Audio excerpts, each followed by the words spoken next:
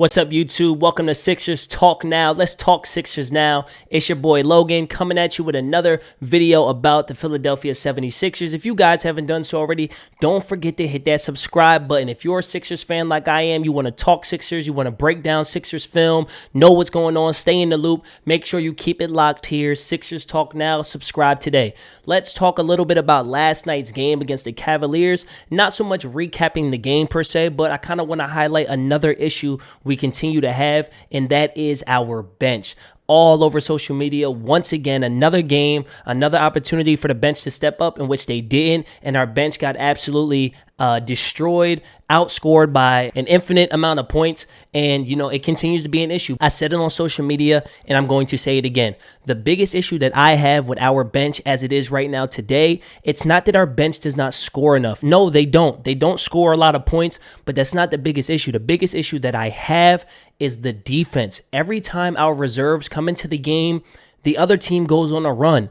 It's what happened against the Nuggets on Monday night, and it's what happened once again last night against the Cavaliers. We're not going to bring in guys at this point in the season who are going to come in and score 15, 20 points night in, night out off the bench. It's just not going to happen, right? Taking a look at some stats, because I took the time to look it up, our bench is scoring 27 points per game. That is the fourth worst in the entire NBA. However, on the flip side of that, our starters are averaging 81 points per game, the fourth best in the NBA. Guys, we're scoring 108 points a game. That is enough to win basketball games. The issue is not the scoring. The issue is defensively. You would love your bench to score. I would love Niang to be more consistent scoring the basketball. I would love Shake Milton to kind of get out of this slump he's been in all year, get healthy, and be ready to be instant offense off the bench. I would love for Danny Green to go back to being Danny Green and hitting wide open threes. But it is what it is. I have a feeling that come playoff time, those guys will indeed be ready to go. I think that those guys are going to score better off of the bench. Call me optimistic, call me naive, but I do. Danny Green is a vet, right? Niang is a vet. And Shake showed what he can do in playoff games last year. I'm confident that these guys are going to figure it out. The issue that I'm having is defense. We have to get stops. Our defensive rating every single month of the season has gotten worse and worse, with the exception of January. In October, our defensive rating was 106. In March, our defensive rating is 115. For those of you who don't know, that means that per every 100 possessions, we're giving up 115 points a game. It doesn't matter if our bench is scoring more. You're not going to win a championship that way. Forget these regular season games. We can lose every game for the rest of the regular season. It won't happen, but we could, and it doesn't matter. We are a team built for the playoffs, okay? So come playoff time, we need to get stops. We can't keep giving up 115 points a game.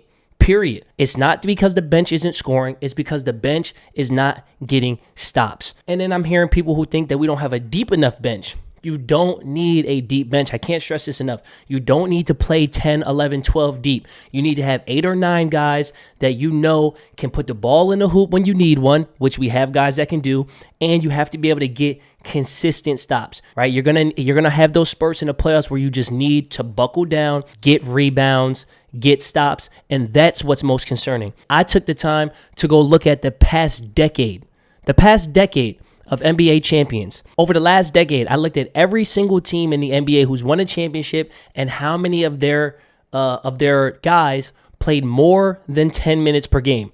Now, disclaimer, I'm not saying that you cannot make an impact in less time than that, but I'm using it as kind of as a baseline. Like, how many of their guys are actually playing extended time throughout the playoffs. Last year, the Bucks only had 9 guys. 9 played more than 10 minutes a game, and Dante DiVincenzo only played in 3 of those games. So he don't even really count. That's pretty much 8.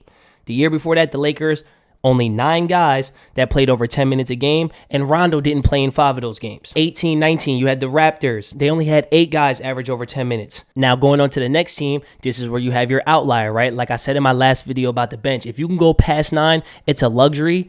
And the Golden State Warriors had that luxury. In 17-18, the Warriors went 11 deep. They had 11 guys play over 10 minutes a game. And in 16-17, the Warriors had, again, 11 guys play over 10 minutes a game. The Cavs in 2016 only had 9. The year before that, the Warriors only had 8. The year before that, the Spurs only had 9. And the Spurs are the epitome of team basketball. The Spurs only had 9 guys with over 10 minutes a game. The year before that, the Miami Heat had 10 guys over 10 minutes a game. And in 2011-2012, the Heat had 9 guys over 10 minutes a game. That means in the past decade, in the past 10 years, of the NBA, you only had 2 teams that played more than 10 players for over 10 minutes a game. The Golden State Warriors, who did it in back-to-back years, and then the Miami Heat.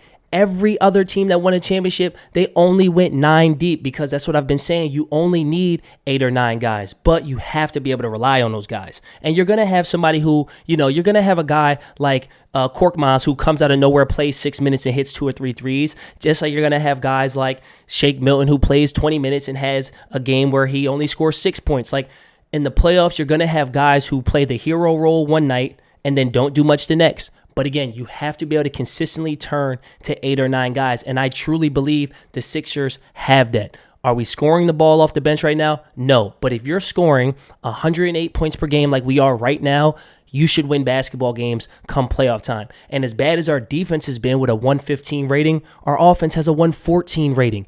And that's counting how bad our bench offense has been in the past couple of weeks. As bad as our bench offense has been, a 114 rating, that's pretty damn good and more than good enough, more than capable of winning an NBA championship. Let me know what you guys think in the comment section below. Sound off. Make sure you guys subscribe to the channel. Make sure you guys like the video if you made it this far. I know that you liked the video. And oh yeah, I almost forgot. I'm also on Twitter, man, at Sixers Talk Now. Follow your boy on Twitter too. And yo, check out some more videos that y'all see right here on the bottom of your screen, man. Keep it locked here. Sixers Talk Now. Peace.